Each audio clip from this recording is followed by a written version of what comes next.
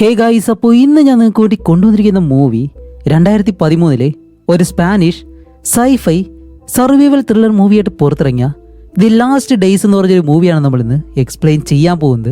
ഈ കഥയുടെ തുടക്കത്തിൽ ഒരു ബിൽഡിങ്ങിനകത്ത് ഒരുപാട് പേര് ഇങ്ങനെ വെയിറ്റ് ചെയ്ത് നിൽക്കുകയാണ്. ആ ഒരു കൂട്ടത്തിലാണ് നമ്മുടെ ഈ മൂവിയിലെ ഹീറോ ആയിട്ടുള്ള മാർക്കോ ഉള്ളത്. ഇവർ വരിവരിയായിട്ട് നിൽക്കുന്നത് വേറൊന്നും കൊണ്ടല്ല, ആഹാരത്തിന് വേണ്ടി. ഇവർക്ക് ആഹാരമെല്ലാം വീതിച്ചു കൊടുക്കുന്നതോ ഈ ഒരു കമ്പനിയിലെ സൂപ്പർവൈസർ ആയിട്ടുള്ള ഹെൻറിക്ക്, നമുക്ക് അവനെ ഹെൻറി എന്ന് വിളിക്കാം. കൂടാതെ അവന്റെ ബാഗിലായിട്ട് ഒരു GPS ഉണ്ട്. ഇത് കണ്ട മാർക്കോ ആണെങ്കിലോ ആ ഒരു GPS-നെ പറ്റി അവനോട് സംസാരിക്കുമ്പോൾ ഹെൻറി പറയും, എന്തായാലും നമുക്ക് രണ്ടുപേർക്കൊന്ന് മാറി നിന്ന് സംസാരിക്കാം, ഇതല്ല അതിനെ പറ്റിയ സമയമൊന്നും പറഞ്ഞേ. അവൻ അവിടെ നിന്ന് പോകുമ്പോൾ മാർക്കോ എങ്ങനെയാണ് ഹെൻറിയെ പരിചയപ്പെട്ടത് എന്നുള്ള ആ ഒരു കാര്യം കാണിച്ചു തരുന്നു. മാർക്കോ ജോലി ചെയ്യുന്ന ആ ഒരു കമ്പനിയിലെ ഒരു സൂപ്പർവൈസറും അതേപോലെ തന്നെ അത്രയും കർക്കശക്കാരനായിട്ടുള്ള എല്ലാ കാര്യവും കറക്റ്റായിട്ട് തന്നെ ചെയ്യണം എന്നുള്ളൊരു വാശിക്കാരനും കൂടിയാണ് ഹെൻറി. മാസങ്ങൾക്ക് മുന്നെയാണ് ഇവരുടെ കമ്പനിയിലേക്ക് സൂപ്പർവൈസറായിട്ട് ഹെൻറി കയറിയത്. അതുമല്ലാതെ എന്ത് മിസ്റ്റേക്ക് വരുത്തിയാലും വേറൊന്നും ചിന്തിക്കാതെ മറ്റുള്ളവരെ ജോലിയിൽ നിന്ന് പുറത്താക്കും. അതുമല്ല മാർക്കോയ്ക്കെതിരെയും ഒരു പരാതി കൊടുത്തു. വേറൊന്നുമല്ല, മാർക്കോ വർക്ക് ചെയ്യാനായിട്ട് കുറെ സമയം എടുക്കുന്നു എന്ന് പറഞ്ഞ്. അപ്പോൾ മാർക്കോ ആണെങ്കിലും ഒരു പ്രോഗ്രാമറാണ്. മാർക്കോ പറയുന്നുണ്ട്, ഇതെത്ര പാടുള്ള കാര്യമാണെന്നറിയോ, അതൊന്നും ഹെൻറിക്ക് അറിയേണ്ട ഒരു ആവശ്യമില്ല. നീ എന്ത് ചെയ്തിട്ടായാലും ഈ ഒരു മാസം അവസാനം തന്നെ എനിക്ക് ആ ഒരു വർക്ക് ഫിനിഷ് ചെയ്ത് തരണം, ഇല്ലാന്നുണ്ടെങ്കിൽ നിന്നെ ജോലിയിൽ നിന്ന് പിരിച്ചുവിടും എന്നുള്ള കാര്യം പറയുന്നതും മാർക്ക് ആ ഒരു ടെൻഷനിലാണ് അന്നത്തെ ദിവസം തിരിച്ച് വീട്ടിലേക്ക് പോകുന്നത്. കൂടാതെ അത് കഴിഞ്ഞിട്ടുള്ള ഓരോ ദിവസവും ഭയങ്കര സ്ട്രെസ്ഫുള്ളായിട്ടാണ് മാർക്കോ വർക്ക് ചെയ്യുന്നത്. കാരണം അവൻ്റെ ആ ഒരു പ്രോജക്റ്റ് അവന് ഫിനിഷ് ചെയ്തേ പറ്റൂ.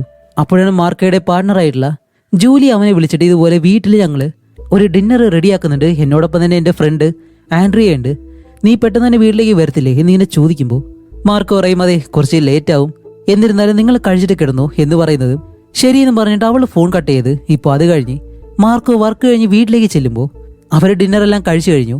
കാണിക്കുമ്പോൾ ജൂലിയ അവളുടെ വർക്കിംഗ് ടേബിളിലിരുന്ന് എന്തോ ഒരു കാര്യം ചെയ്യാണ്. വേറെ ഒന്നുമല്ല, അവൾ ചെറിയ പാവകളൊക്കെ ഉണ്ടാക്കാണ്.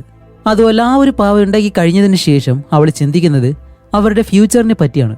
അങ്ങനെ ആ ഒരു പാവയും കൊണ്ട് നേരെ മാർക്കോയുടെ അടുത്തേക്ക് വന്നിട്ട് അവനോട് പറയുന്നുണ്ട്, നമുക്ക് എന്തായാലും ഒരു കുട്ടിയെ വേണ്ടേ എന്നുള്ള കാര്യം അവൾ സംസാരിക്കുമ്പോൾ മാർക്കോ പറയും, സോറി, ഞാൻ അതിനെപ്പറ്റി ഇപ്പോൾ ചിന്തിക്കുന്നില്ല, അതിന് പറ്റിയിട്ടുള്ളൊരു സമയമല്ലേ ഇത് എന്ന് പറഞ്ഞിട്ട് അന്ന് രാത്രി ഇവർ രണ്ടുപേരും കിടന്നുറങ്ങുമ്പോൾ മാർക്കോയ്ക്ക് ഉറക്കം വരുന്നില്ല. അതുകൊണ്ട് തന്നെ രാത്രിയിൽ അവൻ TV കാണാനായിട്ടിരിക്കുകയാണ്. ഇപ്പൊ ന്യൂസിൽ ഒരു കനേഡിയൻ പയ്യൻ 6 മാസത്തോളം തന്റെ മരണം ഷൂട്ട് ചെയ്തുവെന്നും വീടിനകത്ത് നിന്ന് പുറത്തിറങ്ങാതെ പേടി കാരണം അത്രയും നാൾ വീടിനകത്ത് കിടന്ന് അവൻ മരിക്കുമായിരുന്നു എന്നുള്ള കാര്യം ന്യൂസിലൂടെ ഇങ്ങനെ പറയുന്നുണ്ട്. അങ്ങനെ അത് കഴിഞ്ഞ അടുത്ത ദിവസം ഇവരെല്ലാവരും ഓഫീസിൽ വരുമ്പോഴും ഇന്നലെ മാർക്കോ കൊണ്ട സെയിം ന്യൂസ് തന്നെയാണ് എല്ലാവരും കാണുന്നത്. അപ്പൊ ഈ ഒരു കാര്യം കാണുമ്പോഴത്തേക്കും ഇവരുടെ ഓഫീസിലെ മാർക്കോയുടെ ഒരു കൊളീഗ് കണ്ട് അവൻ ഈ ഒരു കാര്യം കണ്ട് പെട്ടെന്ന് കമ്പനിയിൽ നിന്ന് പുറത്തേക്ക് പോവാണ്. അങ്ങനെ ഇത്രയും കാര്യങ്ങൾ ഫ്ലാഷ് ബാക്ക് ആയിട്ട് കാണിച്ചിട്ട് വീണ്ടും പ്രസന്റിൽ കാണിക്കുമ്പോൾ ഇപ്പോൾ മാർക്കോയും ഹെൻറിയും ഒറ്റയ്ക്ക് നിന്ന് സംസാരിക്കാണ്. ഇപ്പോൾ മാർക്കോ അവനോട് ചോദിക്കുന്നത് വേറെ ഒന്നുമല്ല, ആ ഒരു GPS, കാരണം എൻ്റെ പാർട്ണറിനെ എനിക്ക് കണ്ടുപിടിക്കണം, അതിനു വേണ്ടിയിട്ട് ഈ ഒരു ടണൽ വഴി പോകാനായിട്ട് എനിക്ക് ആ ഒരു GPS ആവശ്യമുണ്ട്, അതുകൊണ്ട് തന്നെ നമുക്കൊരു ഡീല് വെക്കാം, ദേ ഞാൻ കണ്ടുപിടിച്ച കാര്യങ്ങൾ നിനക്കായിട്ട് തരാം, നീ ആ ഒരു GPS മാത്രം എനിക്ക് തന്നാൽ മതി എന്ന് പറഞ്ഞിട്ട് അവൻ കണ്ടുപിടിച്ച കാര്യങ്ങളെല്ലാം അവനിങ്ങനെ കാണിച്ചു കൊടുക്കുമ്പോൾ ഹെൻറി ഒരിക്കലും അതിന് ആദ്യം സമ്മതിക്കത്തില്ല. പക്ഷെ പിന്നീട് നമ്മുടെ ഹെൻറിക്ക് എന്തോ മനമാറ്റം വന്നിട്ട് മാർക്കോയെ അവന്റെ കൂടെ തന്നെ കൊണ്ടുപോകാനായിട്ട് അവൻ തീരുമാനിക്കുകയാണ്. അങ്ങനെ ഇവരോടൊപ്പം വർക്ക് ചെയ്യുന്ന എല്ലാവരോടും ഇവർ രണ്ടുപേരും യാത്ര പറഞ്ഞ് ഇപ്പൊ ആ ഒരു ടണലിനുള്ളിലേക്ക് ഇവർ കയറാൻ പോകുന്നു. അതുപോലെ ഈ ഒരു GPS കണ്ടുപിടിക്കാൻ വേണ്ടി ഒരുപാട് പേര് ശ്രമിക്കുന്നുണ്ട്. കാരണം അവരുടെ വേണ്ടപ്പെട്ടവരുടെ അടുത്തേക്ക് പോകാനായിട്ട് ഇവർക്ക് വഴി അറിയണമല്ലോ, അതിനു വേണ്ടിയിട്ടാണ്. അങ്ങനെ ഇവർ ആ ഒരു GPS ഓൺ ചെയ്ത് നോക്കുമ്പോൾ അതെന്തായാലും വർക്ക് ചെയ്യുന്നുണ്ട്. ഒരുപാട് നേരം യൂസ് ചെയ്യാൻ കഴിയത്തില്ല, അതുകൊണ്ട് തന്നെ ബാറ്ററി തീരാതിരിക്കാൻ വേണ്ടി ആ ഒരു ലൊക്കേഷൻ ചെറുതായിട്ടൊന്ന് നോക്കി അപ്പോൾ തന്നെ ഓഫ് ചെയ്യും. അത് കഴിഞ്ഞിട്ട് ഇവർ രണ്ടുപേരും ആ ഒരു സബ്വേ വഴി ഒരുപാട് ദൂരം ഇങ്ങനെ നടക്കാൻ തുടങ്ങും. അതുമല്ല, ആ ഒരു സബ്വേയുടെ ഒരു മാപ്പ് ഇവരുടെ കയ്യിലുണ്ട്, അത് നോക്കിയാണ് ഇപ്പോൾ പോകുന്നത്. അങ്ങനെ ആ ഒരു സബ്വേ വഴി ഇവർ നടന്നു പോകുമ്പോൾ ഒരുപാട് ആളുകൾ അവിടെയുണ്ട്. കൂടാതെ പല ആളുകളുടെയും ശബ്ദം കേൾക്കുന്നുണ്ട്, വെടിയൊച്ചകൾ കേൾക്കുന്നുണ്ട്. ഇതെല്ലാം കേൾക്കുമ്പോൾ അവർ കുറച്ചുകൂടി വേഗതയിലാണ് അവിടെ നിന്ന് പോകുന്നത്. അങ്ങനെ ഇവർ രണ്ടുപേരും ആ ഒരു സബ്വേ വഴി ഒരുപാട് ദൂരം നടന്നു ചെന്ന് ആ സബ്വേ സ്റ്റേഷനിലേക്ക് എത്തുമ്പോൾ രക്ഷപ്പെട്ട ഒരുപാട് പേര് ഇവിടെ താമസിക്കുന്നുണ്ട്, അത് ഒരു കൂട്ടം ആളുകൾ. അങ്ങനെ അവരുടെ ഇടയിലേക്ക് വന്ന് നിൽക്കുമ്പോഴത്തേക്കാണ് പെട്ടെന്നൊരു പയ്യൻ ഹെൻറിയുടെ ബാഗ് മോഷ്ടിച്ചുകൊണ്ട് പോകുന്നത്. അങ്ങനെ ആ ഒരു പയ്യൻ ഓടുന്നത് GPS അതിനകത്തല്ലേ ഉള്ളത്. ഇത് കാണുന്ന ഹെൻറിയും മാർക്കോയും ആ ഒരു പയ്യനെ ഫോളോ ചെയ്തിങ്ങനെ പോവാണ്. ഇവനാണെങ്കിലോ ഈ ഒരു എസ്കലേറ്റർ വഴി മുകളിലേക്ക് കയറുമ്പോൾ ഇവരും അവന്റെ പുറകെ തന്നെ പോകുന്നുണ്ട്. കാരണം ആ ഒരു GPS ഇവർക്ക് അത്ര അത്യാവശ്യമാണ്. അങ്ങനെ കുറെ ദൂരം ആ ഒരു പയ്യനെ ഓടിച്ച് ചെല്ലുമ്പോഴത്തേക്കും ഈ ഒരു പയ്യൻ ചെല്ലുന്നത് ഒരു പോലീസ് ഓഫീസറിന്റെ അടുത്തേക്ക്. അവൻ അവന്റെ ആ ഒരു ബാഡ്ജും കാണിച്ച് കയ്യിലാണെങ്കിൽ ഒരു തോക്കുണ്ട്. ഇപ്പൊ അവർക്ക് രണ്ടുപേർക്ക് ഈ ഒരു GPS വേണം. അതുകൊണ്ട് തന്നെ ഈ ഒരു തോക്ക് കാണിച്ച് ഇവരെ രണ്ടുപേരെ ഭീഷണിപ്പെടുത്തുമ്പോൾ ഇവരുടെ പുറകിലെ കാണിക്കുമ്പോഴത്തേക്കാണ് ആ ഒരു സിറ്റിയിലുള്ള വെളിച്ചങ്ങളെല്ലാം ഇപ്പൊ അണഞ്ഞു വരുന്നുണ്ട്. കാരണം ആ ഒരു പവർ ഇപ്പൊ പോയിക്കൊണ്ടിരിക്കുകയാണ്. അതുപോലെ ഈ ഒരു പോലീസുകാരനാണെങ്കിലോ ഇവർ രണ്ടുപേരെയും മുട്ടിലിരുത്തിയിട്ട് ഈ ഒരു GPS ആ ഒരു ബാഗിലുള്ള കാര്യം ഇവർ മനസ്സിലാക്കുന്നതും ഇവർ രണ്ടുപേരും മാർക്കോയുടെ അടുത്തേക്ക് വന്ന് അവന്റെ ബാഗ് എടുക്കാനായിട്ട് ശ്രമിക്കുകയാണ്. അതുപോലെ ഈ ഒരു ലൈറ്റുകളെല്ലാം അണഞ്ഞണഞ്ഞ് ഈ ഒരു സ്ഥലത്തേക്ക് എത്തുമ്പോൾ ആ ഗ്യാപ്പിൽ നമ്മുടെ ഹെൻറി ആ ഒരു പോലീസുകാരനെ അറ്റാക്ക് ചെയ്യാൻ തുടങ്ങും. എന്നിട്ട് അവനുമായിട്ട് ഇങ്ങനെ ഫൈറ്റ് ചെയ്യാണ്. ഒരുപാട് നേരം ഫൈറ്റ് ചെയ്ത് ആ ഒരു ചെറിയ പയ്യനുമായിട്ടും ഫൈറ്റ് ചെയ്തിട്ട് അവസാനം ഈ പോലീസുകാരന്റെ കയ്യിൽ നിന്ന് ആ ഒരു തോക്ക് വാങ്ങി അവസാനം ആ ഒരു ഫൈറ്റിനിടയിൽ ഈ ഒരു പോലീസുകാരനെ ഹെൻറി അങ്ങ് കൊല്ലുകയാണ്. മാർക്കോ ആണെങ്കിലോ ആ ഒരു GPS ബാഗും എടുത്ത് അവിടെ ഒളിച്ചിരിക്കും. കാരണം ഇതെല്ലാം കണ്ടവൻ പേടിച്ചുപോയി. അപ്പോഴാണ് ആ ഒരു പോലീസുകാരന്റെ പാർട്ണർ പെട്ടെന്ന് അവിടേക്ക് വന്ന് ഇവരെ രണ്ടുപേരെ ഷൂട്ട് ചെയ്യാൻ തുടങ്ങുന്നതും രണ്ടുപേരും ആ ഒരു വഴിയെ മറ്റൊരിടത്തേക്ക് ഓടിപ്പോവാണ്. അങ്ങനെ അവിടെ നിന്നും രണ്ടുപേരും ഓടി ആ ഒരു പടിക്കെട്ട് വഴി താഴേക്ക് ഇറങ്ങിയിട്ട് ഇപ്പൊ ആളുകളൊന്നും ഇല്ലാത്തൊരു സ്ഥലത്തേക്ക് വന്നു. എന്തായാലും GPS-ന് കുഴപ്പമൊന്നുമില്ല. മാർക്കോ അത് പരിശോധിച്ച് നോക്കുമ്പോൾ അത് പ്രവർത്തിക്കുന്നുണ്ട്. കൂടാതെ ഹെൻറിയുടെ കയ്യിലാണെങ്കിലും മുറിവ് സംഭവിച്ചിട്ടുണ്ട്. അപ്പോഴേക്കാണ് നമ്മുടെ ഹെൻറി മാർക്കോയുടെ കയ്യിൽ അവന്റെ കയ്യിലിരിക്കുന്ന ആ ഒരു തോക്ക് ഇങ്ങനെ കൊടുക്കുന്നത്. എന്നിട്ട് പറയും, ഇത് നീ വെച്ചോ, ഇത് നമ്മൾ രണ്ടുപേരും സംസാരിച്ച ആ ഒരു ഡീലിന്റെ ഭാഗമായിട്ട് ഈ ഒരു തോക്ക് നീ തന്നെ സൂക്ഷിക്കണമെന്ന് പറഞ്ഞ് ഇവരവിടെ നിന്ന് യാത്ര തുടങ്ങുന്നതും വീണ്ടും ആ ഒരു ഫ്ലാഷ് ബാക്ക് കാണിക്കുകയാണ്. ഭൂമിയിൽ ഈ ഒരു കാര്യങ്ങളൊക്കെ സംഭവിക്കുന്നതിന് മുന്നേ ഒരു ദിവസം നമ്മുടെ മാർക്കോ രാവിലെ തന്നെ എഴുന്നേറ്റ് ജോലിക്ക് പോകാനായിട്ട് വെളിയിലേക്ക് ഇറങ്ങി വരുമ്പോൾ അവന്റെ നെയ്ബർ ആയിട്ടുള്ള ഒരാളുടെ ഡോറിന് മുന്നിലായിട്ട് ഒരുപാട് ഈച്ചകളെല്ലാം ഇങ്ങനെ പറക്കുന്നു. എന്താണെന്നറിയാൻ വേണ്ടി അവൻ ആ ഒരു ഡോർ തുറന്നു നോക്കുമ്പോൾ അവൻ അതിനകത്ത് കയറി കാണുന്ന കാര്യം എന്താണെന്ന് വെച്ചാല് മാസങ്ങളോളം അതിനകത്ത് ഒരു കാര്യവും മാറ്റിയിട്ടില്ല. ഒരുപാട് വേസ്റ്റും മറ്റു കാര്യങ്ങളൊക്കെ ആയിട്ട് അത്രയും സ്മെല്ലാണ്. അവന് സഹിക്കാൻ കഴിയാതെ അവൻ റൂമിൽ നിൽക്കുമ്പോൾ പെട്ടെന്ന് ആ ഒരു റൂമിൽ താമസിക്കുന്ന ആൾ വന്ന് മാർക്കോയെ വിളിച്ചിട്ട്, നീ എന്തിനകത്ത് കയറിയത്, നീ എന്താ ചെയ്യാൻ ഉദ്ദേശിക്കുന്നതെല്ലാം ചോദിക്കുമ്പോൾ മാർക്കോ പറയുമില്ല, നിങ്ങളെ കാണാത്തത് കൊണ്ടാണ് ഞാൻ അകത്തേക്ക് വന്നത്, നിങ്ങളെന്താ പുറത്തേക്ക് പോകാത്തതെന്ന് ചോദിക്കുമ്പോൾ അയാൾ പറയും, ഇല്ല എനിക്ക് പേടിയാണ്, പുറത്തേക്ക് പോയി കഴിഞ്ഞാൽ നമ്മൾ മരണപ്പെടും എന്ന് പറഞ്ഞിട്ടാണ് ഇത്രയും മാസത്തോളം അയാൾ ഈ ഒരു വീടിനകത്ത് തന്നെ കഴിയുന്നത്. അങ്ങനെ അത് കഴിഞ്ഞ് മാർക്കോ നേരെ ഓഫീസിലേക്ക് ചെല്ലുമ്പോൾ അവിടെ എന്തോ ഒരു പ്രശ്നം നടക്കുന്നു. വേറെ ഒന്നുമല്ല, ഇവരുടെ കമ്പനിയിൽ ജോലി ചെയ്യുന്ന ഏതോ ഒരാള് ജോലി സമയത്ത് കിടന്ന് ഉറങ്ങിയെന്ന് പറഞ്ഞ് ഹെൻറി അയാളെ പുറത്താക്കാൻ പറയാണ്. അപ്പോൾ സെക്യൂരിറ്റി എല്ലാം വന്ന് അയാളെ പിടിച്ച് വെളിയിലേക്ക് കൊണ്ടുപോകാൻ ശ്രമിക്കുമ്പോൾ അയാൾ പോകത്തില്ല എന്ന് പറഞ്ഞ് വാശി പിടിക്കുന്നുണ്ട്. അങ്ങനെ അയാളെ പൊക്കിയെടുത്ത് വെളിയിലേക്ക് കൊണ്ടുപോകുന്ന സമയത്ത് മാർക്കോയും കൂടെ തന്നെ പോവും. അങ്ങനെ അയാളെ വെളിയിലേക്ക് കൊണ്ടുപോകുന്ന ആ ഒരു സമയത്ത് പെട്ടെന്ന് അയാൾക്ക് എന്തോ ഒരു കാര്യം സംഭവിക്കുന്നു. എന്താണെന്നറിയത്തില്ല, ആർക്കും മനസ്സിലാവുന്നില്ല അയാൾക്ക് എന്താണ് സംഭവിക്കുന്നതെന്ന്. അപ്പോൾ മാർക്കോ ഈ ഒരു കാര്യം കണ്ട് അയാളെ പെട്ടെന്ന് അകത്തേക്ക് കൊണ്ടുവരാണ്ട് പറയുന്നതും ഇവരെല്ലാവരും അയാളെ പൊക്കിയെടുത്ത് അകത്തേക്ക് കൊണ്ടുവരുമ്പോൾ അതിനു മുന്നേ തന്നെ ആ ഒരാള് അവിടെ വെച്ച് മരിക്കുകയാണ്. അങ്ങനെ അത് കഴിഞ്ഞിട്ട് മാർക്കോ ഈ ഒരു മരിച്ചാളുണ്ടല്ലോ അയാളുടെ ആ ഒരു ലോക്കർ ചെന്ന് പരിശോധിക്കുമ്പോഴത്തേക്കാണ് അതിനകത്ത് ഒരാൾക്ക് സർവൈവ് ചെയ്യാനായിട്ടുള്ള ഒരുപാട് കാര്യങ്ങളും അയാൾ ശേഖരിച്ചു വെച്ചിട്ടുണ്ട്. ഒരു ചെറിയ ഗ്യാസ് സിലിണ്ടർ, അത്യാവശ്യം ഫുഡ്, ഇങ്ങനെയുള്ള ഒരുപാട് കാര്യങ്ങളും. അങ്ങനെ അന്ന് രാത്രിയാകുമ്പോൾ മാർക്കോ നേരെ വീട്ടിലേക്ക് വന്ന് ജോലിയോട് ഇവിടെ ഓഫീസിൽ നടന്ന എല്ലാ കാര്യവും പറയുമ്പോൾ അവൾ നല്ലതുപോലെ തന്നെ പേടിക്കും. അതുപോലെ അവനെ സമാധാനപ്പെടുത്തി അന്ന് രാത്രി ഇവര് രണ്ടുപേരും കുറച്ച് റൊമാൻറ്റിക് ആയിട്ടിരിക്കുന്നു.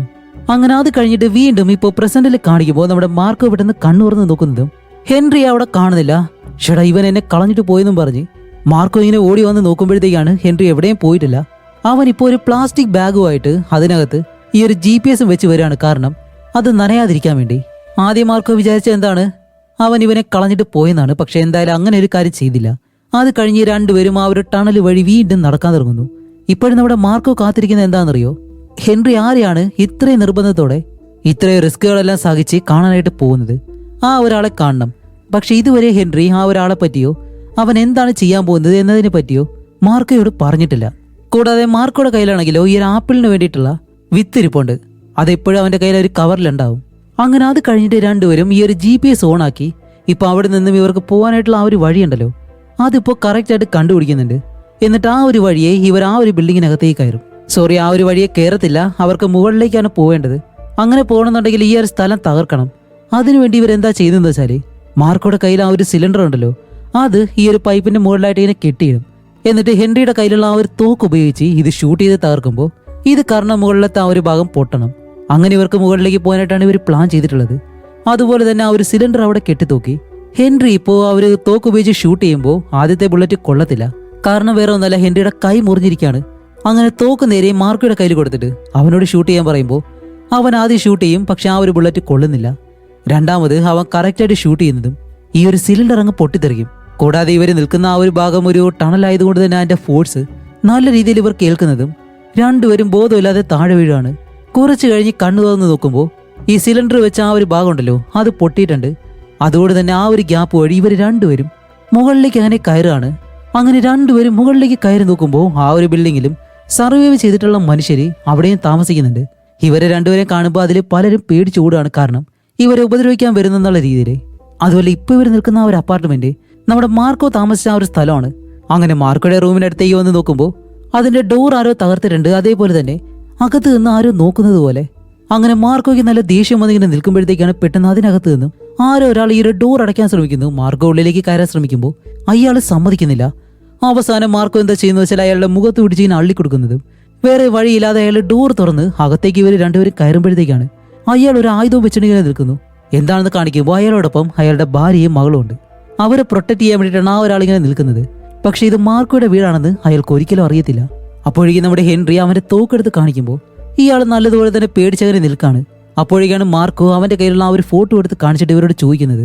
കൂടാതെ മറ്റൊരു കാര്യം കൂടിയുണ്ട്, ഇതിനകത്ത് നിൽക്കുന്നവർക്ക് ഇവരുടെ ലാംഗ്വേജ് എന്താണെന്ന് അറിയത്തില്ല. അപ്പോൾ നമ്മുടെ മാർക്കോ ഹെൻറി ഇവർ രണ്ടുപേരും സംസാരിക്കുമ്പോൾ അതിനകത്തുള്ള ആ ഒരു പെൺകുട്ടി ഉണ്ടല്ലോ, അവൾക്ക് ഇവരുടെ ലാംഗ്വേജ് അറിയാം. അപ്പോഴാണ് ആ ഒരു പെൺകുട്ടി പറയുന്നത്, ഞങ്ങൾക്ക് പോകാനായിട്ട് വേറെ വഴിയില്ലായിരുന്നു, അതുകൊണ്ടാണ് ഈ ഒരു അപ്പാർട്ട്മെന്റിൽ ഞങ്ങൾ കയറിയത് എന്ന് പറയുമ്പോഴത്തേക്കും ഇവർ രണ്ടുപേരും ആ ഒരു ആയുധങ്ങളുണ്ടല്ലോ അത് താഴേക്ക് വെക്കും. അപ്പോഴാണ് മാർക്കോ പറയുന്നത്, ഇതെന്റെ വീടാണ്. അതേപോലെ തന്നെ ആ ഒരു ഫോട്ടോയിലുള്ള ജൂലിയുടെ ഫോട്ടോ എടുത്ത് കാണിച്ചിട്ട് ഇവളെ നിങ്ങൾ എവിടെയെങ്കിലും കണ്ടിട്ടുണ്ടോ എന്ന് ചോദിക്കുമ്പോൾ ഞങ്ങൾ ഇവിടെ വരുന്ന സമയത്ത് ഇവിടെ വേറെ ആരും ഇല്ലായിരുന്നു, ആ ഒരു പെണ്ണിനെ ഞങ്ങൾ കണ്ടില്ല എന്ന് പറയുമ്പോൾ ഇവർ രണ്ടുപേരും ആ ഒരു മുറി മുഴുവനായിട്ട് പരിശോധിക്കാണ്. ഹെൻറി ആണെങ്കിൽ ഫുഡ് വല്ലതും ഉണ്ടോ എന്ന് നോക്കുമ്പോൾ ഫുഡൊന്നുമില്ല. ഇവർക്ക് കഴിക്കാൻ വേണ്ടിയിട്ട് കുറച്ച് പ്രാവുകളെ ഇവർ കൊന്ന് കെട്ടിത്തൂക്കിയിട്ടുണ്ട്, അതല്ലാതെ വേറെ ഒന്നുമില്ല. ഇവിടെ നമ്മുടെ ഹെൻറി ആണെങ്കിൽ കുറച്ച് പോപ്കോണിന്റെ വിത്തുകൾ, അതേപോലെ തന്നെ ഒരു കത്തി, ഇങ്ങനെയുള്ള കാര്യങ്ങളെല്ലാം കിച്ചണിൽ നിന്ന് എടുത്തു വയ്ക്കും. അങ്ങനെ മാർക്കോ നേരെ ജൂലിയ വർക്ക് ചെയ്യുന്ന ആ ഒരു ടേബിൾ ഉണ്ടല്ലോ അതിനടുത്തേക്ക് വന്ന് നോക്കുമ്പോഴത്തേക്കാണ് അവൾ എന്തോ ഒരു ചിത്രം വരച്ചിട്ടുണ്ട്. ആ ഒരു ചിത്രം എടുത്ത് നോക്കുമ്പോൾ അതിന്റെ സൈഡിലായിട്ട് ഒരു ഡോക്ടറിന്റെ പേരും എഴുതിയിട്ടുണ്ട്. അങ്ങനെ അത് തിരിച്ചു നോക്കുമ്പോഴത്തേക്കാണ് ഒരു കാര്യം മനസ്സിലാവുന്നത്, അവൾ പ്രഗ്നന്റ് ആണെന്ന്. കാരണം ആ ഒരു അൾട്രാസൗണ്ട് ഇമേജ് ഉണ്ടല്ലോ അതവിടെ ഇരിക്കുന്നു. അങ്ങനെയാണെങ്കിൽ അവൾ ഇപ്പോഴും പ്രഗ്നന്റ് ആയിട്ട് തന്നെ എവിടെയെങ്കിലും ഉണ്ടാവും, അവളെ കണ്ടുപിടിച്ചേ മതിയാവുമെന്ന് മാർക്കോ തീരുമാനം. അപ്പോഴാണ് വീണ്ടും ഒരു ഫ്ലാഷ് ബാക്ക് കാണിക്കുന്നത്. ലാസ്റ്റ് ടൈം ഇവർ രണ്ടുപേരും ഒരുമിച്ചിരിക്കുമ്പോൾ ടി വിയിലൂടെ ഈ ഒരു ന്യൂസ് കാണുന്നുണ്ടായിരുന്നു. ലോകത്തിന്റെ പല ഭാഗങ്ങളിലും ഇതുപോലെ പല ആളുകൾ മരണപ്പെടുന്നു, അതും പ്രത്യേകതര ഒരു അസുഖമായിട്ട്. അതിൽ തന്നെ ഈ പ്രഗ്നന്റ് ആയിട്ടുള്ള സ്ത്രീകളുണ്ടല്ലോ അവരെ അവരുടെ കുഞ്ഞിനെയും കൊണ്ട് കഷ്ടപ്പെടുന്നത് ഈ ഒരു കാര്യങ്ങളെല്ലാം ന്യൂസിലൂടെ കാണിക്കുന്നുണ്ട്. അപ്പോൾ തന്നെ നമ്മുടെ മാർക്കോ നല്ല ദേഷ്യപ്പെട്ടിട്ട് ഇവർക്ക് ഒരു ഉത്തരവാദിത്വമില്ല ഈ ഒരു കുഞ്ഞുങ്ങളെ കൊണ്ട് ഇങ്ങനെയൊക്കെ നടക്കാനായിട്ട് എന്നെല്ലാം പറഞ്ഞ് ആ കാണുന്നവരെ വഴക്ക് പറയുമ്പോഴത്തേക്കും ജൂലിക്ക് മനസ്സിലായി മാർക്കോയ്ക്ക് എന്തായാലും ഇപ്പോൾ ഒരു കുഞ്ഞിന് ആവശ്യമില്ലാന്ന്. പക്ഷെ അവൾക്ക് ഒരു കുഞ്ഞിന് എന്തായാലും ആവശ്യമാണ്. അത് കാരണം അവൾ മാർക്കോയായിട്ട് വഴക്കുണ്ടാക്കി നേരെ ബാത്റൂമിലേക്ക് ഓടി ഇങ്ങനെ കയറുകയാണ്, അതും കരഞ്ഞുകൊണ്ട്. അകത്തേക്ക് ചെല്ലുമ്പോൾ മാർക്കോ പുറകെ ചെന്നിട്ട് അവളെ വിളിക്കുന്നുണ്ട്. പക്ഷെ അവൾ ഡോർ തുറക്കത്തില്ല. അങ്ങനെ അവൾ തുറക്കാത്തത് കൊണ്ട് തന്നെ മാർക്കോ നേരെ ഓഫീസിലേക്ക് പോകും. അങ്ങനെ റോഡ് വഴി നടന്നു പോകുമ്പോൾ ഒരുപാട് ആളുകളുടെ വീട്ടിൽ നിന്നുള്ള ഈ ഒരു ഗാർബേജ് ഉണ്ടല്ലോ അത് വെളിയിൽ ഇങ്ങനെ കൂട്ടിയിട്ടേക്കുന്നു. കൂടാതെ ആംബുലൻസുകൾ ഇങ്ങനെ പോകുന്നുണ്ട്. അവൻ ട്രെയിനിൽ പോകുമ്പോൾ ഒരാൾ മാസ്ക് ധരിച്ചാണ് ഓഫീസിലേക്ക് തന്നെ പോകുന്നത്. അങ്ങനെ ഓഫീസിലേക്ക് വന്ന നമ്മുടെ മാർക്കോ ജൂലിയെ വിളിക്കും. പക്ഷെ ഫോൺ എടുക്കുന്നത് ജൂലിയുടെ സുഹൃത്തായുള്ള ആൻഡ്രിയാണ്. അവളിപ്പോൾ ഫോൺ എടുത്ത് പറയുന്നത്, സോറി മാർക്കോ, അവൾക്ക് നിന്നോട് സംസാരിക്കാണ്ട് താല്പര്യമില്ല എന്നാണ് പറയുന്നത് എന്ന് പറയുന്ന ആ ഒരു സമയത്ത് തന്നെ മാർക്കോ വിടുന്ന് ദേഷ്യപ്പെട്ട് ഫോൺ എടുത്ത് വെളിയിലേക്ക് വരികയാണ്. ആ ഒരു സമയം ന്യൂസ് കാണിക്കുമ്പോൾ ടി വി എല്ലാം നിന്ന് പോകുന്നു, അതേപോലെ തന്നെ സിഗ്നൽ കട്ടാവുന്നുണ്ട്. അങ്ങനെ മാർക്കോ പെട്ടെന്ന് ഓഫീസിൽ നിന്നും ബാഗ് എടുത്ത് വെളിയിലേക്ക് ഇറങ്ങുന്നതും അവൻ ഈ ഒരു ഓഫീസിന്റെ വെളിയിലേക്ക് വരുമ്പോൾ തന്നെ പെട്ടെന്ന് എന്തോ ഒരു കാര്യം സംഭവിക്കുന്ന അവൻ താഴെ വീണ് അവന് പിടിച്ചു നിൽക്കാനായിട്ട് കഴിയുന്നില്ല വെളിയിലെ. അതുകൊണ്ട് മാർക്കോ പെട്ടെന്ന് അകത്തേക്ക് കയറുന്നതും ഇതാണ് അന്ന് സംഭവിച്ചത്. അങ്ങനെ അത് കഴിഞ്ഞ് വീണ്ടും പ്രസന്റിൽ കാണിക്കുമ്പോൾ ഇപ്പോൾ വെളിയിൽ നല്ലതുപോലെ മേഘം ഇങ്ങനെ ഇരുണ്ട് കൂടുന്നുണ്ട്. എന്താന്ന് വെച്ചാല് മഴ പെയ്യാൻ പോവാണ്. അപ്പൊ ഇത്രയും കാലത്തിന് ശേഷമാണ് ഇവർക്ക് മഴ പെയ്യുന്നത്. അതുകൊണ്ട് തന്നെ ഇവരെല്ലാവരും ആ ഒരു വെള്ളം ശേഖരിക്കാൻ വേണ്ടിയുള്ള കാര്യങ്ങളൊക്കെ ചെയ്യുന്നുണ്ട്. മാർക്കോയും ഹെൻറിയും ആ ഒരു കുടുംബം ഉണ്ടല്ലോ അവരെല്ലാവരും വെള്ളം ഉള്ളിലേക്ക് ശേഖരിക്കുന്നുണ്ട്. അതേപോലെ തന്നെ ഈ ഒരു സ്ഥലത്ത് താമസിക്കുന്ന ഒരുപാട് പേരും വെള്ളം ശേഖരിക്കാനുള്ള കാര്യങ്ങൾ ചെയ്യുന്നുണ്ട്. അതുപോലെ എല്ലാവർക്കും നല്ല സന്തോഷമായി. അങ്ങനെ അത് കഴിഞ്ഞ് രാത്രിയാവുമ്പോൾ മാർക്കോ 1-2 കുപ്പികളിൽ ഇവർ ശേഖരിച്ച ആ ഒരു വെള്ളം ഇങ്ങനെ എടുത്തു വെക്കുന്നു. കാരണം ഇവർക്ക് ഇനി ഇവിടെ നിന്ന് പോകണം, ഇവിടെ നിൽക്കാനായിട്ട് കഴിയത്തില്ല. ഹെൻറി ആണെങ്കിൽ ഒരു വടിയെടുത്ത് അതിനിങ്ങനെ മൂർച്ച കൂട്ടുന്നു. അങ്ങനെ അത് കഴിഞ്ഞിട്ട് ഈ ഒരു കുടുംബത്തോട് ഇവർ യാത്ര പറഞ്ഞ് വീണ്ടും അവിടെ നിന്ന് യാത്ര ആവുകയാണ്. അങ്ങനെ അത് കഴിഞ്ഞിട്ട് രണ്ടുപേരും നടന്ന് ചെല്ലുമ്പോഴത്തേക്കാണ് ഇവർക്കിപ്പോൾ എങ്ങോട്ട് പോകണം എന്നുള്ള രീതിയിൽ രണ്ടുപേരും വഴക്കുണ്ടാക്കാൻ തുടങ്ങും. മാർക്കോ പറയുന്നത്, നമുക്ക് സൂപ്പർ മാർക്കറ്റിലേക്ക് പോവാം, ജൂലി അവിടെയാണ് വർക്ക് ചെയ്യുന്നത്, ഒരുപക്ഷെ അവൾ അവിടെ ആയിരിക്കും ഉണ്ടായിരിക്കുന്നത്, അതുകൊണ്ട് നമുക്ക് അവിടേക്ക് പോവാന്ന് പറയുമ്പോൾ ഹെൻറി പറയും, ഇല്ല, നമ്മൾ തമ്മിലുള്ള ആ ഒരു ഡീൽ കഴിഞ്ഞു, നിന്റെ ആ ഒരു അപ്പാർട്ട്മെന്റ് ബിൽഡിങ് അവിടെ കൊണ്ടാക്കാന്ന് മാത്രമാണ് ഞാൻ പറഞ്ഞത്. പക്ഷെ ജൂലി അവിടെ ഇല്ലാത്തത് ഒരിക്കലും എന്റെ തെറ്റല്ല എന്ന് പറഞ്ഞിട്ട് അവന്റെ കത്തി എടുത്ത് ഇങ്ങനെ കാണിക്കും. അതുമല്ല അവൻ പറയുന്നുണ്ട്, ഇനിയിപ്പോ ജൂലിയ ജീവനോട് തന്നെ ഉണ്ടോ ഇല്ലയെന്ന് എങ്ങനെ അറിയാം എന്ന് പറയുമ്പോൾ മാർക്കോ നല്ലതുപോലെ തന്നെ ദേഷ്യപ്പെടും. അത് കാരണം രണ്ടുപേരും ഇപ്പോൾ നല്ലതുപോലെ ഫൈറ്റ് ചെയ്യാണ്. അങ്ങനെ ഫൈറ്റ് ചെയ്ത അവസാനം ഹെൻറിയുടെ കയ്യിലുള്ള ആ ഒരു കത്തി ഇടിച്ചങ്ങ് താഴേക്കിടുന്നതും ഹെൻറി മാർക്കോയെ പിടിച്ച് താഴേക്കിട്ട് അവന്റെ കയ്യിലുള്ള ആ ഒരു ടോർച്ചും ഇടിച്ചങ്ങ് താഴേക്കിടുന്നു. അത് കഴിഞ്ഞ് രണ്ടുപേരും ഇപ്പോൾ ആ ഒരു ഫൈറ്റ് നിർത്തി. മാർക്കോ പറയുന്നുണ്ട്, എനിക്ക് മറ്റാരെക്കാളും പ്രധാനം എന്റെ ഭാര്യയും കുഞ്ഞുമാണ്, അവരെ എനിക്ക് സംരക്ഷിച്ചേ മതിയാവൂ, അതുകൊണ്ട് എനിക്ക് അവിടേക്ക് പോകണമെന്ന് പറയുമ്പോൾ അപ്പോഴാണ് ഹെൻറി ആ ഒരു സത്യം പറയുന്നത്. അവൻ ഉടനെ തന്നെ ഈ ഒരു സിറ്റിയിലുള്ള ഒരു ഹോസ്പിറ്റലിലേക്ക് പോകണമെന്ന്. എന്തുകൊണ്ടാണെന്ന് ഹീറോ ചോദിക്കുമ്പോൾ അവിടെയാണ് ഹെൻറി ആ ഒരു കാര്യം പറയുന്നത്. അവന്റെ അച്ഛൻ ഹോസ്പിറ്റലിലാണ്, അതുമല്ല അയാൾക്കാണെങ്കിൽ സ്ട്രോക്ക് വന്നിട്ട് അനങ്ങാൻ കഴിയാത്തൊരവസ്ഥയിലാണ്. അതുകൊണ്ട് എനിക്ക് ആദ്യം എന്റെ അച്ഛനെ കാണണം, അച്ഛനെ രക്ഷിക്കണമെന്ന് പറയുമ്പോൾ മാർക്കോ പറയും, ശരി അങ്ങനെയാണെങ്കിൽ ഞാൻ പോകുന്നു പറഞ്ഞ് അവിടെ നിന്ന് പോകാനായിട്ട് വരുമ്പോൾ ഹെൻറി പറയും, ഇല്ല മാർക്കോ, ഒരു നിമിഷം നിൽക്ക്, നമുക്ക് രണ്ടുപേർക്കും ആ ഒരു ഹോസ്പിറ്റലിലേക്ക് ചെന്ന് കഴിഞ്ഞാലേ ഈ ഒരു GPS പിന്നെ ഞാൻ നിനക്ക് തരാം, നീ അവളെ അന്വേഷിച്ച് പോയാൽ മതി എന്നിങ്ങനെ പറയുന്നതും മാർക്കോയ്ക്ക് അത് നല്ലൊരു ഐഡിയ ആയിട്ട് തോന്നി. അത് കഴിഞ്ഞിട്ട് രണ്ടുപേരും ഇതിന് മുകളിലേക്ക് കയറാനായിട്ട് ഒരു ഏണിയുണ്ട്, അതുവഴി മുകളിലേക്ക് കയറുമ്പോൾ ഇപ്പോൾ ഒരു ചർച്ചിലേക്കാണ് ചെല്ലുന്നത്. ആ ഒരു ചർച്ചാണെങ്കിലോ ആകെ നാശമായിട്ട് കിടക്കുന്നു. അകത്തേക്ക് ചെന്നിട്ട് ഇവർ ലൈറ്റർ, അതേപോലെ തന്നെ മറ്റു ചില കാര്യങ്ങൾ, കൂടാതെ മദ്യം, ഇതെല്ലാം കണ്ടുപിടിക്കുന്നുണ്ട്. അങ്ങനെ രണ്ടുപേരും ഈ ഒരു കാര്യങ്ങളെല്ലാം വെച്ചിട്ട് അതേപോലെ തന്നെ കുറെ തടിയെല്ലാം കൂട്ടിയിട്ട് അതിനകത്ത് ഇങ്ങനെ കത്തിക്കുകയാണ്. അങ്ങനെ ഈ ഒരു തീ കത്തുന്ന സമയത്താണ് പെട്ടെന്ന് എന്തോ ഒരു കാര്യം ഈ ഒരു ശബ്ദം കേട്ട് ഇവിടേക്ക് വരുന്നുണ്ട്. അതെന്താണെന്ന് അറിയാൻ കഴിയുന്നില്ല. ഇവര് രണ്ടുപേരും ആ ഒരു ഇരുട്ടിന്റെ അടുത്തേക്ക് കമ്പും തടിയൊക്കെ ആയിട്ട് ഇങ്ങനെ നിൽക്കുമ്പോൾ അവരുടെ മുന്നിലേക്ക് വരുന്നത് എന്താണെന്നറിയോ? ഒരു വലിയ കരടി. ആഹാ, ഇത്രയും വലിയൊരു കരടിയെ അവരെങ്ങനെ നേരിടും? എന്താന്ന് വെച്ചാൽ ഈ ഒരു കരടി ഒരു സൂവിൽ നിന്ന് രക്ഷപ്പെട്ടു വന്നതാണ്. അങ്ങനെ ഇവര് രണ്ടുപേരും തിരിച്ചോടും. എന്നിട്ട് ആ ഒരു ടണലിലേക്ക് ഇറങ്ങാനായിട്ടുള്ള ആ ഒരു ഏണിയുണ്ടല്ലോ, അവിടേക്ക് നമ്മുടെ മാർക്കോ എത്തിയിട്ട് അതിലേക്ക് ഇറങ്ങാനായിട്ട് ശ്രമിക്കുമ്പോൾ ഹെൻറിയെ ആ ഒരു കരടി അടിച്ച് താഴേക്കിട്ട് അവനെ കൊല്ലാനായിട്ട് ഇങ്ങനെ നിൽക്കാണ്. അപ്പൊ ഇത് കണ്ട മാർക്കോ ഹെൻറിയെ രക്ഷിക്കണമെന്നും പറഞ്ഞ് ഓടി തിരിച്ചു വരുന്നുണ്ട്. അതുപോലെ മാർക്കോയുടെ കയ്യിലാണെങ്കിൽ ആ ഒരു GPS ഉണ്ട്, വേണമെന്നുണ്ടെങ്കിൽ അവന് രക്ഷപ്പെട്ട് പോകാമായിരുന്നു. എന്നിരുന്നാലും ഇവർ രണ്ടുപേരും വന്നിട്ട് ആ ഒരു കരടിയായിട്ട് ഫൈറ്റ് ചെയ്ത് അവസാനം ആ ഒരു കരടിയെ അവർ കൊല്ലുകയാണ്.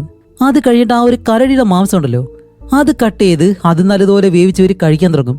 ഇപ്പൊ ഒരുപാട് കാലമായി ഒരു മീറ്റ് കഴിച്ചിട്ട്. അപ്പോഴാണ് ഹെൻറി മാർക്കോയോട് പറയുന്നത്, എന്നോടൊപ്പം നിന്നതിന് ഒരുപാട് നന്ദിയുണ്ട്, ഞാൻ വിചാരിച്ചു നീ ഓടി രക്ഷപ്പെടുമെന്ന്. അങ്ങനെ ആ ഒരു കാര്യങ്ങളൊക്കെ പറഞ്ഞിട്ട് രണ്ടുപേരും ഒരുപാട് നേരം അവിടെ ഇരുന്ന് ചിരിച്ച്.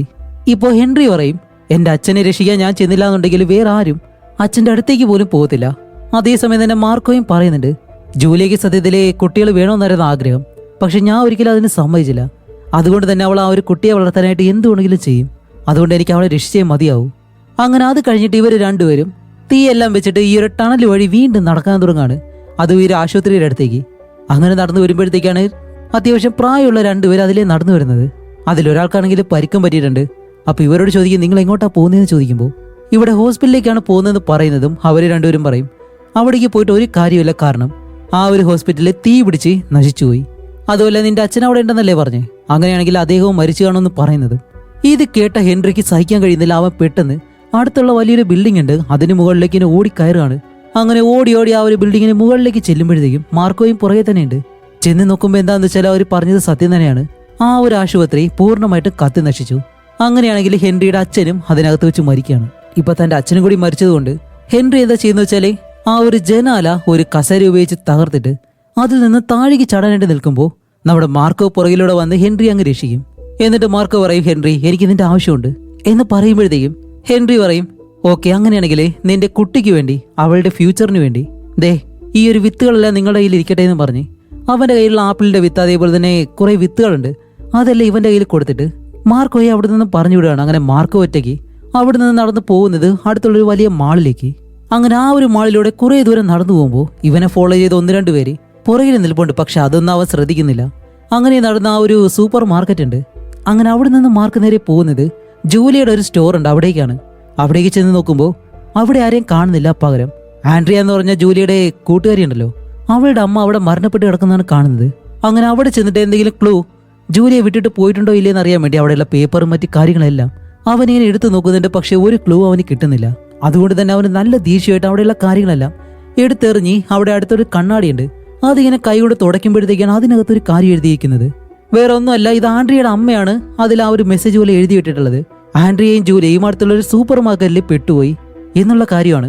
ഇതുകൂടി കാണുന്നത് മാർക്കോ വെട്ടുന്നത് ആ ഒരു സൂപ്പർ മാർക്കറ്റിലേക്ക് ചെല്ലുമ്പോൾ അവിടെയാണെങ്കിൽ ഒരു വലിയ മതിൽ തന്നെ കെട്ടിവെച്ചിട്ടുണ്ട്. എന്താന്ന് വെച്ചാൽ ഫുഡൊന്നും വേറെ ആരും വന്ന് എടുക്കാതിരിക്കാൻ വേണ്ടി ആ സൂപ്പർ മാർക്കറ്റിനകത്തുള്ള ആളുകളുണ്ടല്ലോ അവർ കെട്ടിവെച്ചതാണ്. എന്നിട്ട് ഒരാൾ അമ്പും വില്ലുമായിട്ട് ഇങ്ങനെ വെളിയിൽ നിൽപ്പുണ്ട്. അപ്പോൾ നമ്മുടെ മാർക്കോ ജൂലിയുടെ ഫോട്ടോ കാണിച്ചിട്ട് അവനോട് പറയും, ദേ അവൾ ഇതിനകത്തുണ്ടോ, അവൾ പ്രഗ്നന്റ് ആണെന്ന് ഇങ്ങനെ പറയുമ്പോൾ അയാൾ പറയും, ശരി നോക്കിയിട്ട് വരാമെന്ന് പറഞ്ഞ് അയാൾ നോക്കാൻ വേണ്ടി അകത്തേക്ക് ഇങ്ങനെ പോവാണ്. അങ്ങനെ മാർക്കോ അവിടെ നിൽക്കുമ്പോഴത്തേക്കാണ് പെട്ടെന്ന് മാർക്കോയുടെ പുറകിലൂടെ കറുത്ത കുറച്ച് മനുഷ്യർ അകത്തേക്ക് കയറി വരുന്നു. എന്താണെന്ന് വെച്ചാൽ മാർക്കോയെ ഫോളോ ചെയ്താണ് അവർ വന്നുകൊണ്ടിരുന്നത്. എന്നിട്ട് ഇവരെല്ലാവരും കൂടി അകത്തേക്ക് കയറി ഇതിനകത്തുള്ള എല്ലാവരും അറ്റാക്ക് ചെയ്യാൻ തുടങ്ങാണ്. വേറൊന്നിനും വേണ്ടിയിട്ടല്ല, ഫുഡിന് വേണ്ടി. അങ്ങനെ അകത്തേക്ക് കയറി എല്ലാവരും ഫൈറ്റ് ചെയ്യുന്ന സമയത്ത് നമ്മുടെ മാർക്കോയും പെട്ടെന്ന് ഓടി അകത്തേക്ക് കയറി ചെല്ലുന്നുണ്ട്. ആ ഒരു സമയത്ത് അതിനകത്ത് ആൻഡ്രിയ ഉണ്ടല്ലോ, അവളും ഉണ്ട്.